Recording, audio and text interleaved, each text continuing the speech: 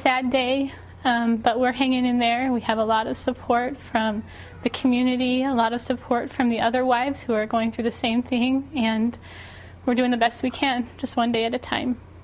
I know one of the reasons you're here talking to us this morning is because you want everybody to know what a wonderful man your husband was. What would you want people to learn about him? Not just him, all the 19 men that lost their lives. And of course, I'm partial, and I love dearly and miss dearly my husband and the father of my children.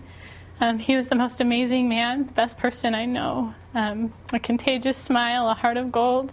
That's why he chose to do what he did and work where he worked, is because he wanted to protect the community that he lived in and loved. And the 19 men, all of them, they really bonded together. And I want people to know that in our time of mourning, we want people to know that they were heroes, that they are heroes, that they were heroes in our homes, that they are heroes in our community, that they're heroes to the people that they helped there. And our kids will remember them as heroes as well. They were really the elite of the elite, and I know your husband in particular was the Rookie of the Year in 2011. This is incredibly dangerous work, Right. It goes without saying. What did it mean to him to be on the front lines, to help people? It was everything to him.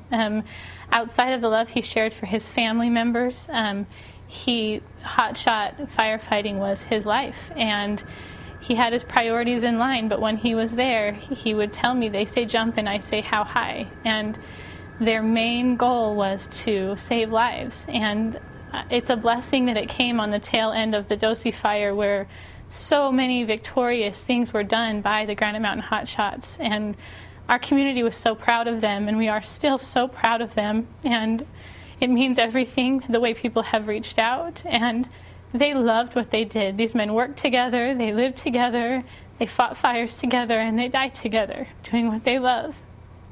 I know on Sunday you exchanged a text message with your husband in the late afternoon, and it may have been just a couple of hours before he passed. Can you share with us what he said?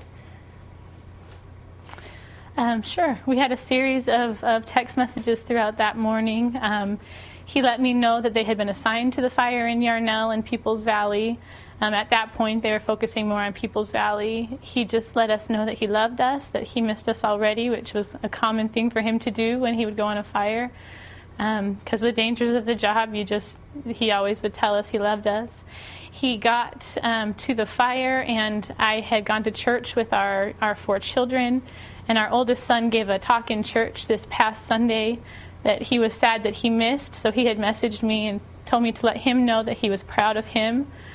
He said along those same lines that he was missing our family, and that for whatever reason that this fire was wild, and he said it looked like Peoples Valley was starting to burn. And obviously the goal is for them to avoid any sort of structures on fire, and so it was wild, he said. And I sent him pictures of what we were doing and the kids swimming, and he sent me a photo back of where he was sitting and what the fire looked like for them from their lunch spot. And it still did not look as catastrophic as it turned out to be. But it was interesting to have that perspective, to know what life was like for him on the fire lines and what he risked day in and day out. And he got back to me after he got our pictures and just said, I wish I was in a swimming pool.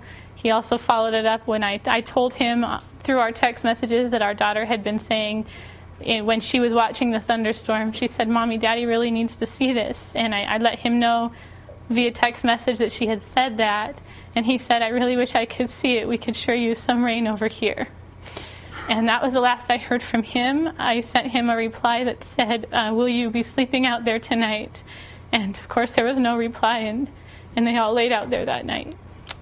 Oh, Juliann, you just have our love and our sympathy and our greatest admiration. We wish you the best. Thank you for sharing his story and the story